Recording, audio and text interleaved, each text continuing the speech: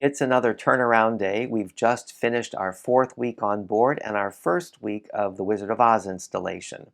Our primary focus was working on the set and working with the scene changes, and there are a lot of them. One of the set's primary features are these big LED boards which provide these beautiful cinematic backgrounds, and they slide across the stage and they fly in from above, so you have to know where they're going so you can stay out of their way. Because we're on a ship, we don't have a lot of wing space, so a lot of the actual set pieces come up from the floor. I've mentioned in other videos that our stage has 5 elevators, and those elevators have to be lowered down into the pit to load the set pieces onto them, and then they're raised back up to the stage.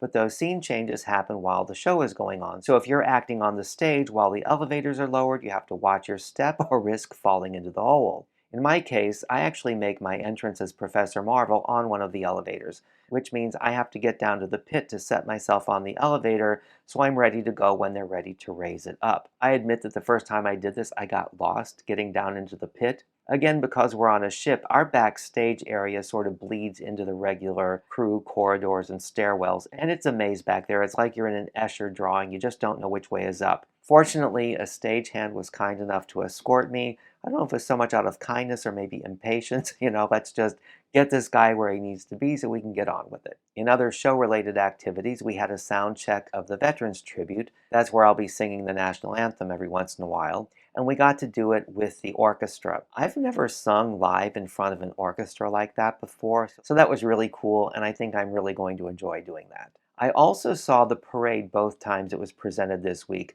I'd watched the parade the first week on board, but this time I really paid close attention, especially to the actor playing the Admiral. I went so far as to mouth the words along with him. I think the people standing around me probably thought I was crazy, but hey, I got a job to do. In ship-related news, we had sort of an unfortunate start. A couple hours out of Miami, the captain made an announcement over the PA system that he was turning the ship around because of a medical emergency on board. We went back to a spot near Port Everglades in Fort Lauderdale. We rendezvoused with a Coast Guard ship so the passenger could be transferred from the Icon to the Coast Guard ship and then taken to a hospital or wherever they went for the medical attention. It's disconcerting to hear an announcement like that when you're at sea, but it's also a reminder of why we have so many safety trainings. And it's reassuring to know that when an emergency does occur, God forbid, that it's able to be dealt with and we're in very capable hands. So that wraps it up for week 4. As always, I hope you'll continue to follow Broadway Barfly across all social media platforms,